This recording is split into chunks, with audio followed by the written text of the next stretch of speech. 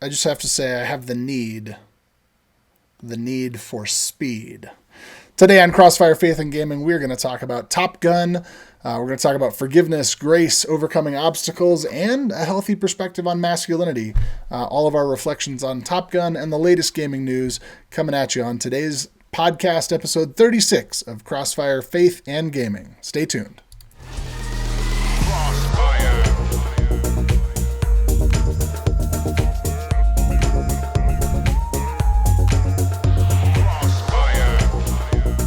Welcome back to Crossfire Faith and Gaming. My name is Reverend David Petty, and I'm joined by my co-host, the Russell Dornish. I just called you the Russell. Yeah, you want to call me the, that's fine. I can take the. I mean, you are the Reverend, so I'll take the Russell. But on today's show, like David said, we're going to be chatting about Top Gun Maverick. But first, let's get into a little bit of the gaming news. Mind you, it is the end of May / beginning of June. Which means the slowest period of time for video game news due to the fact that this is usually E3 time, which we are not getting, but we will talk about what we are getting instead.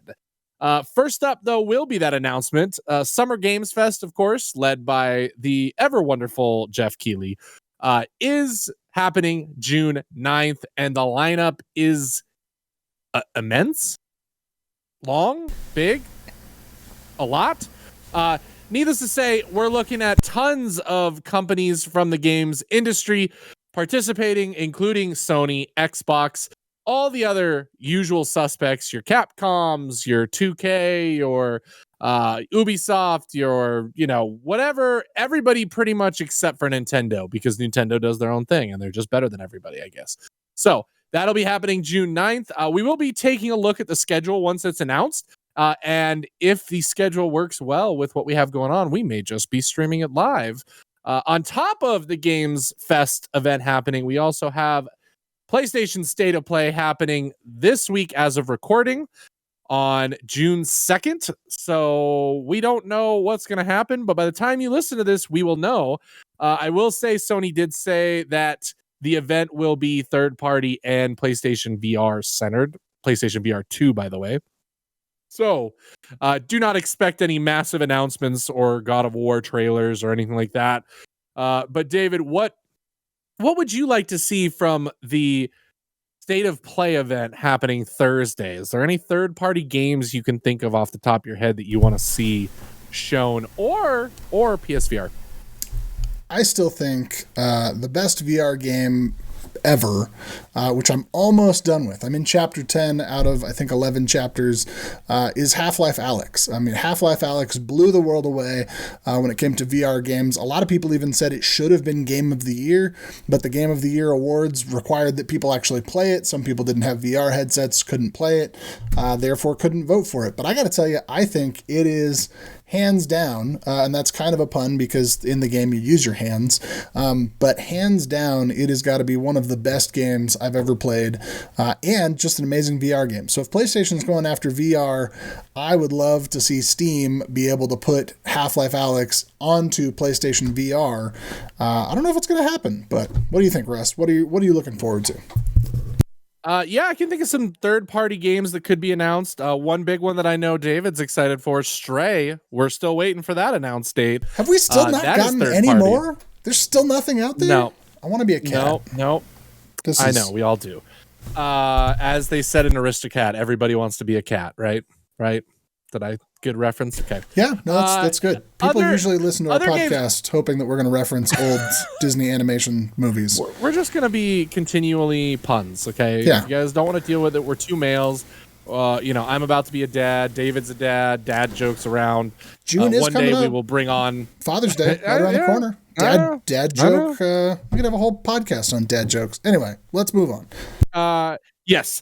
The other big thing that happened this past week was Star Wars Celebration, which included a ton of announcements. First up, though, Star Wars video game announcements. We finally got a trailer for Jedi Survivor, the sequel to Jedi Fallen Order. Super excited to finally continue the Cal Kestis story and see what goes on, which, by the way, I have a weird feeling that we are getting a Cal Kestis cameo in Obi-Wan Kenobi. Okay? We haven't seen it yet. That would be. Have we seen any video game crossover yet? Not yet, but this is like the first time that like this is part of the Disney canon. You got to remember, like technically we're getting some things. There's rumors of maybe eventually, the Knights of the Old Republic characters showing up in movies or TV shows, but it's just because it's canon now, and we're seeing the story about the Inquisitors. We're wondering if we might get a Cal Kestis cameo. We did get a BD cameo, by the way. Not the BD, but the same type of droid for the first time ever in live action, carried over from the first time in the video games. So yes, Jedi Survivor. Go check out the trailer. No. Obi-Wan. Oh no, you're right. It was in Boba Fett. I remember. Oh, that's right. Boba Fett. It was in the Mandalorian part of Boba Fett. Where Mandalorian 2.5, as everybody calls it. Right, the 2 episodes where Boba Fett was not on screen. But I remember just going like, wait, I've seen that droid somewhere. So that was kind of fun. Other small gaming news, real quick. Switch is getting Knights of the Old Republic 2, which is obvious because it got Knights of the Old Republic 1. So if you have never experienced both games, you can get them on your Switch in a combo pack as well when it comes out in the beginning of June. I highly recommend both games if you're a Star Wars fan. The games are a little rough around the edges. We do have the Knights of the Old Republic remake coming up soon, I hope, which will hopefully update the graphics and the gameplay to be a little bit more modern. But if you just enjoy a good Star Wars story, go play those games because it is amazing, especially if you haven't had the story spoiled. That's all I'll say. David, go play them on your Switch. I should. Please. See, but again, I'm going to wait for the remake. This is the same kind of thing. I'm waiting for the rest of the Witcher 3 remaster or remake or whatever they're doing with that. Update the graphics and all. Yeah, that may never come. And put it in UE5. And But I will say I'm excited for all of those game updates. And let's talk about did you talk about the TV yet?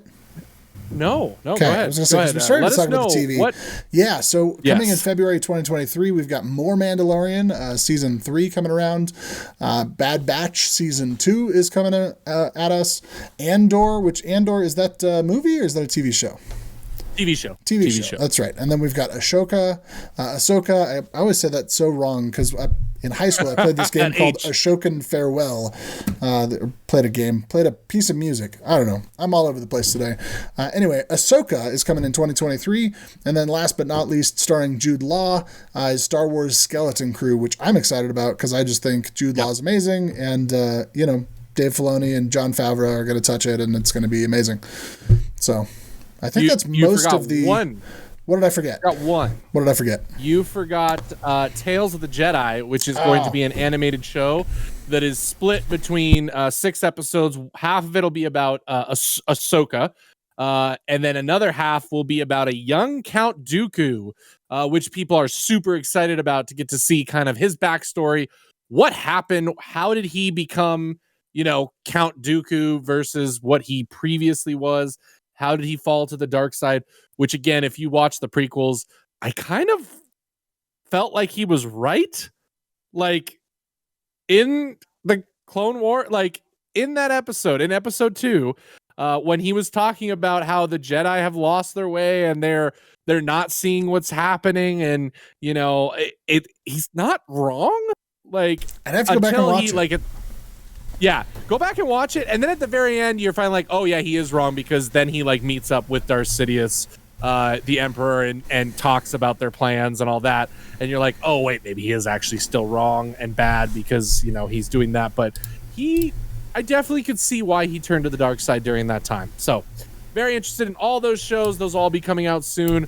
Another reason that Disney Plus is such a great streaming service to have. They are just constantly coming out. They're making sure that there is literally no gap between a new mainstream show, whether it's Marvel or Star Wars, coming your way, and that's very smart. That's how you keep your subscribers around. I think Disney has taken the same. Disney's taken a lot of the same, almost even going back many years, a very similar approach to what we're seeing with Game Pass right now, where they're like, we're just going to snatch up this franchise, we're going to snatch up this IP, we're going to snatch up this IP. Little did we know when they bought Star Wars and bought Marvel that they probably had all this planned to release Disney Plus, and then they just happened to release it right in the middle of, right before the pandemic, and then that was just a really good time that everybody's like, oh, well, we should all jump on this bandwagon, and yeah. So I've been really impressed with everything I'm seeing out of Disney Plus, certainly more so than I think stuff coming out of, Hulu and Netflix and all those other streaming services. And they've got a really good variety. Sometimes I feel like I go on Netflix, I can't find things for my kids to watch, or most of the kids shows that are on there are just kind of like, it's all the same, same stuff. So anyway, shall we jump right into our Top Gun discussion, or any more news? Kind of a slow news week. Like I said, this is a kind of a dead period for news. So we did have let's that move France. on to our topic of that weird. Okay. I mean, small weird news section. France apparently is banning the use of the word streamer and some other English gaming terms in order to try to help more people, French people, get on board with gaming terms in French. Kind of strange. Weird. I don't know.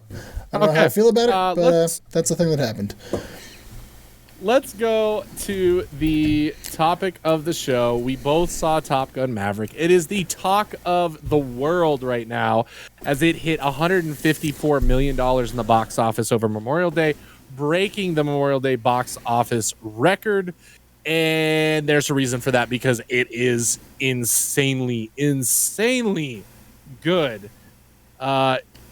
Is the Microsoft Flight Simulator package, where you can fly F-18, no F-14s, but you can fly the F-18, you can fly the Dark Star, you can do all sorts of good stuff. So gaming and TV news all in one. But so Russ, you saw it, right? Opening day or opening weekend. Yep. Oh, of course. And so did I. Yes. So what'd you think? Better than the original? Oh, absolutely. Absolutely. 100% better than the original. Top Gun will always have a place. It'll always be a classic. But this is one of those moments where they waited long enough to come to us with a new version, which Tom Cruise said he wasn't going to make this unless it had a good script, and the technology was where it needed to be to really make a better fighter movie than ever before. 36 years between the two films. But it's only been recently that we've seen IMAX cameras shrink down to the size that you could put that in the plane. You realize insane. that? Like, How they small put they IMAX cameras in the cockpit of that plane. Do you remember when Christopher Nolan first did The Dark Knight in IMAX? That was a big deal. Well, he filmed multiple scenes in that. Christopher Nolan filmed in film IMAX. These are digital IMAX cameras. Totally different beast. Mind you. I'm just saying. Like, still. Part of what was difficult about him doing that was the size, and they said that was a really big hindrance. So, my understanding too is that, now we're getting it to a point where it's getting so much better. The quality's getting there. You can stick a really high quality. I believe I read that it was a 6K IMAX camera in the cockpits that was there with the different pilots. And I think the fact that I was watching a thing that they were talking about the fact that it took 15 months of planning in conjunction with the Navy to figure out how exactly to fit these cameras in the cockpits. So, I mean, just there alone, imagine that kind of time investment to say, all right, let's engineer this thing to make it perfect. And then you put in with that the challenge of filming something. They were saying that as soon as they took off, they said they had to plan the flight paths and everything. And so they take off, they fly out there, they've got actual Navy Top Gun pilots who are acting as camera operators because they're flying the follow planes and they're flying the planes with each actor in them.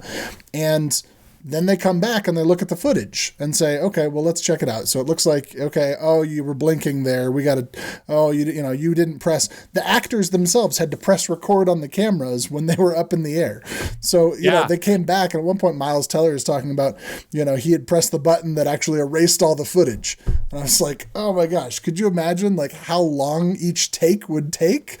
You know? Can you imagine, insane. David, you know, with your background with movies real quick, like, can you imagine being the director and like you're not directing, like you're directing on the ground, you're telling everybody what you want to see happen, but then it's like after we say get in the plane and go, it's all on you. It's all on the pilot. It's all on, you know, the actor that's in the thing to get all of the necessary clips to do what they need to do. Like it's almost more like directing a stage play.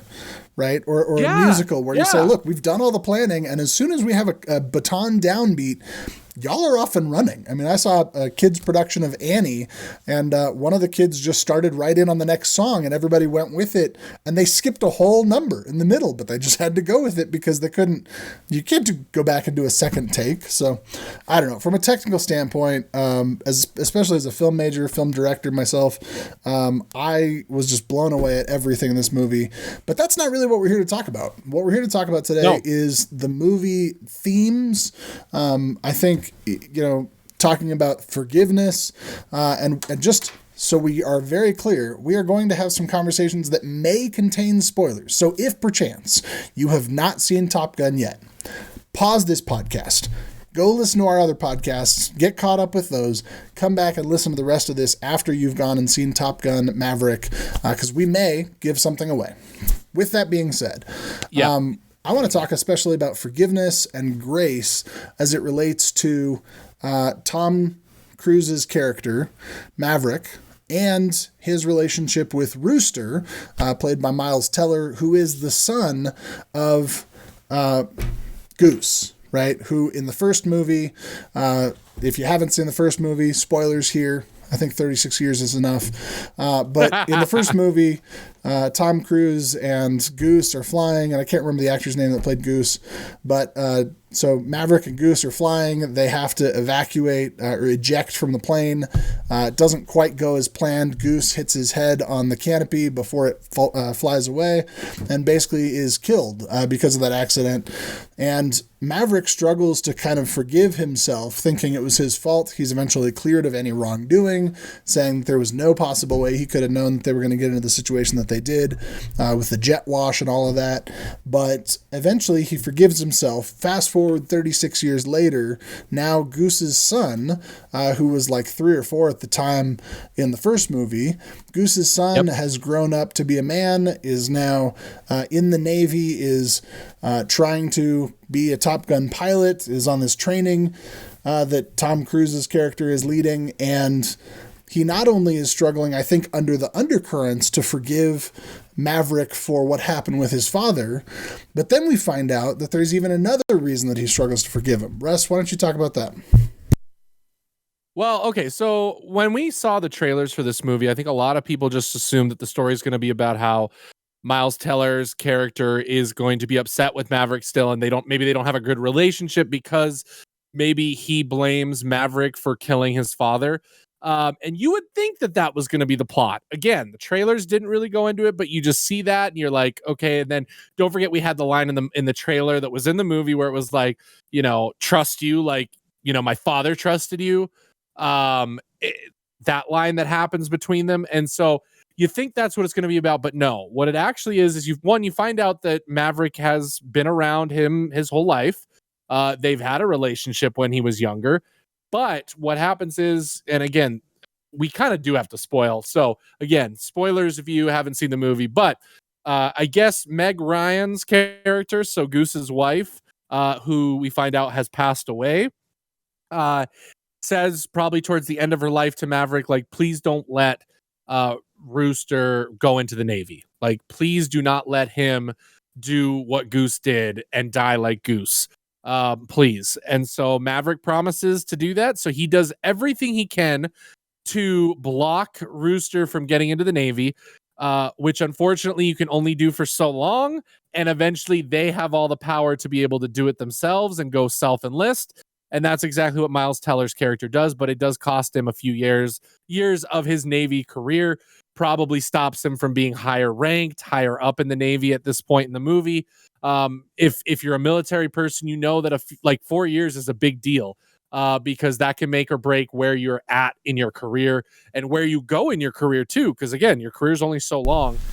4 years could be a big deal. So they're dealing with that issue. Captain for 36 years.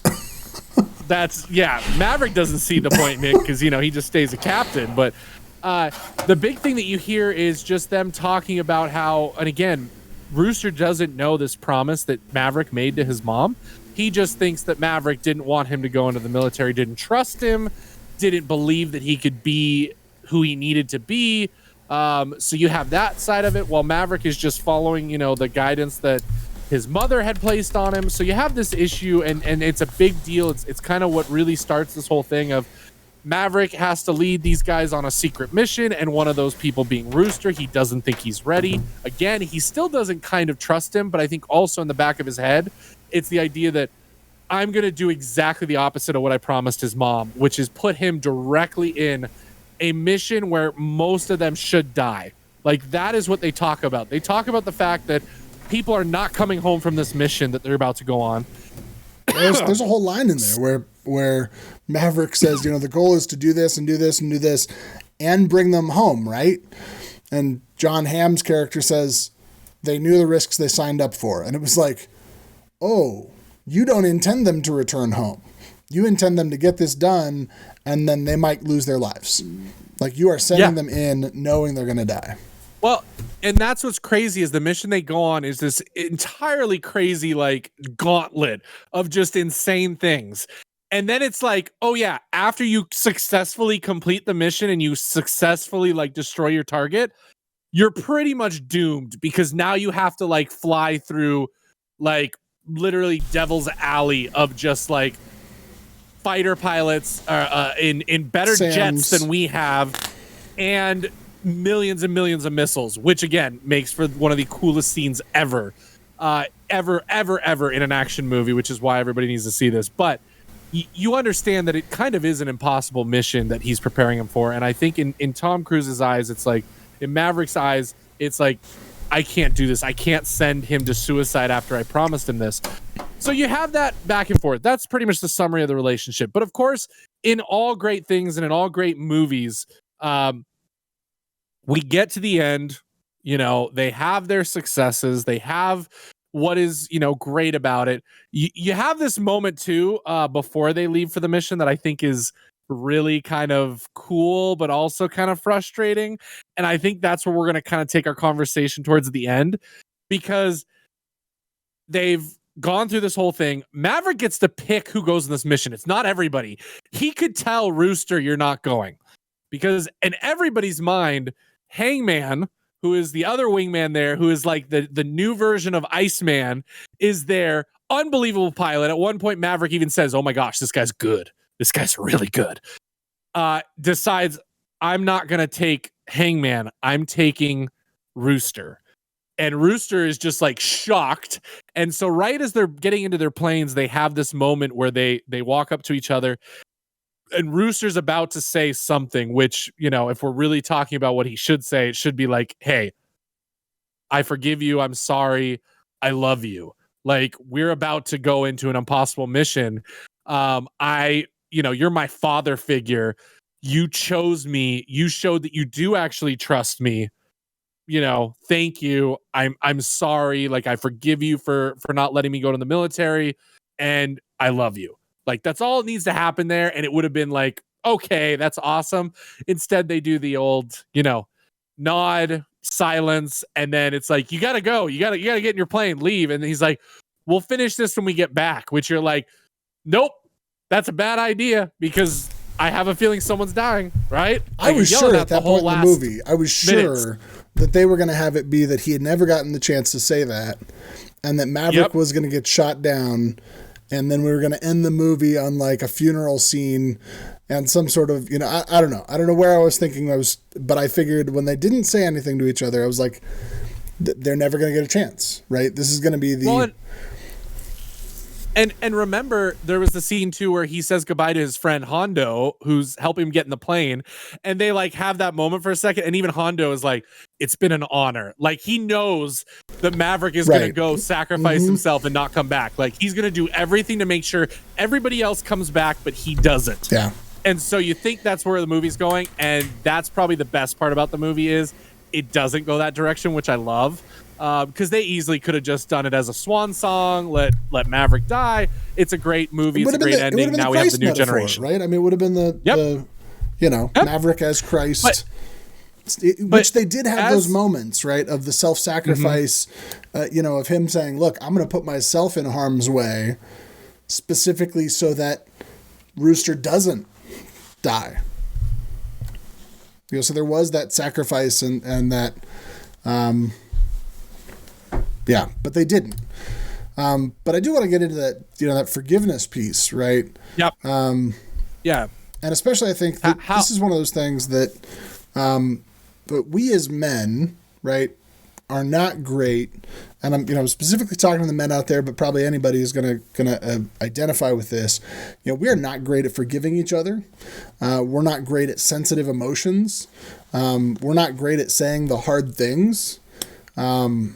I think especially you've got to figure it's got to be so hard for Rooster's character to have forgiven Maverick in the first place, just for the fact that his father's not around. So once he gets past that, it's like, now you've gone and done this other thing. And it really reminded me of like the scripture in Matthew 18:21, where Peter comes to Jesus and asks, "Lord, how many times should I forgive my brother or sister who sins against me?" And he says, "Should I forgive them up to 7 times?" And Jesus answers and says, "I tell you, not 7 times, but 77 times," right? Which is not Jesus saying there's a limit and that limit is 77. Jesus is saying, even more than you could possibly count. Russ, what are your thoughts on that scene, especially as it relates to forgiveness?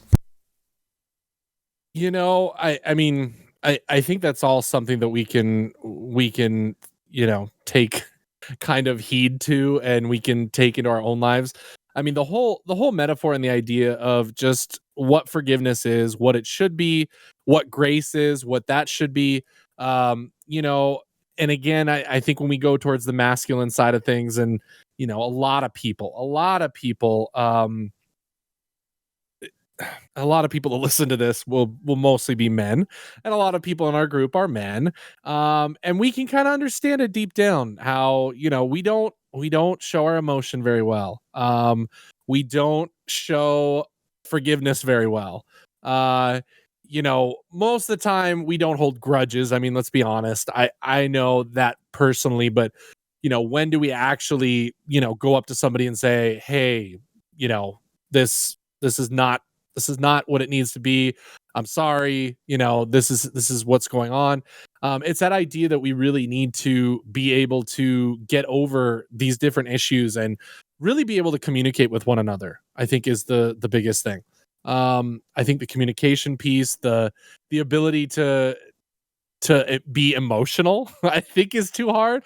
We as a society says everybody needs to be tough. Everybody needs to be fighting. We need to defend, honor. We need to defend this. We need to be physical and fight and all this stuff, rather than let's just have an emotional moment here where we just forgive each other and maybe cry it out a little bit. Or the ability to say, "I love you" in a situation like this, when for a fact that you may have not been very fair with the other person, because it's like, maybe Maverick does have other, reasons for why he did what he did. Like maybe he isn't being completely truthful because we haven't really talked about it. He just said he had to. So again, there isn't that moment where they can have that communication before this. And unfortunately, the big lesson in this is maybe you should say something, because you never know what's going to happen. And that's what I was thinking. We got lucky in this movie. Right? That in this moment, it is obvious that they are going into this extremely difficult situation where death is a very high possibility. And yet, right, I think for me, this is a reminder. My wife and I have always done this. It was something that was done with my family when I was a kid. Every time somebody leaves the door, we say, "I love you," on the way out the door. because we never know when the last time is that we're going to see that person and say, I love you. And so whether that's you're driving to the grocery store that's 5 minutes away, or whether that's you're flying into a mission that's almost certain death, you never know when the last time is you're going to see somebody. And so having the ability to know that the last thing you said to that person was that you love them, and to mean it. And then I think, like Russ was talking about a second ago, the emotional intelligence that it takes to say, I'm willing to be vulnerable. I'm willing to say, I forgive you. I'm willing to say, I'm sorry. And I'm willing to say, I love you, even if it's a challenge, right? So, I think my challenge to everybody listening to this is going to be, who is it that you can say, I love you to? Who is it that you can say you forgive? Who is it that you just need to touch base with that you haven't talked to in a long time? Because life is too precious. And because we are called not just to forgive 7, but 77 times. Yeah. And I think that's the biggest message we can come away from, watching this movie, from our conversation here. Don't be afraid to show emotion. Don't be afraid to forgive. Don't be afraid to say, I love you. It's not a bad thing to do. Let's stop with that. Let's stop with that narrative that we can't do that stuff, that emotion is bad, that, we're raising a society of wimps and babies now because men are crying and men are, getting emotional. Men are showing their children more affection than they ever did in the, past generations that I've heard before. It's something that we all need to take heed of. We all need to understand. And here's a movie that kind of redeemed itself, because you could almost say that Top Gun 1 was that original bad, destructive masculinity of the 80s. And here it is kind of redeeming itself, because you do have those moments where they finally, say what they need to say. And they have the, few embraces at the very end when Maverick and Rooster finally get their moment, where they can just sit there and hug each other. I know, they just kept hugging. There's so much hugging. Well, and I would say, what's harder? Is it harder to say I'm sorry and I love you, or is it harder to hurt somebody? Right? For most of us, it's harder to say I love you or I forgive you than it is to just feel angry. And so the fact that it's harder means that that's the thing that we should be doing, because it's the more difficult of the two. So I do need to wrap up. So I just want to say thank you for listening. If you've got comments on this or thoughts on our conversation, or if you want to continue that conversation, join us on our Discord channel. You can find that and so many other links on our website, which is crossfirepodcast.com, or the easier one to remember is churchforgamers.com. You can find us on Facebook, on Instagram, on Twitter, on TikTok. We've got a Facebook group and a Facebook page, and also want to give a huge shout out to every single one of our Patreon supporters who make this podcast possible. Join us Monday nights for our Discord chats. Join us Wednesdays and Fridays when Russ and I stream. Russ streams Wednesdays from 7 to 10 p.m. I usually stream Fridays from noon to 3. And then we're also going to start up pretty soon, trying to have some special events for youth, maybe centered around Minecraft, so stay tuned for more information about that. But as always, I want to say thank you for listening along, and we'd love to hear your feedback. So Russ, any closing thoughts? No, that's it. Just remember what we said, and go see Top Gun Maverick if you haven't. If you're just listening to this, you're like, I don't care about spoilers. Go see the movie, enjoy it, and we will talk to you guys on the next podcast. Thank you guys, and God bless.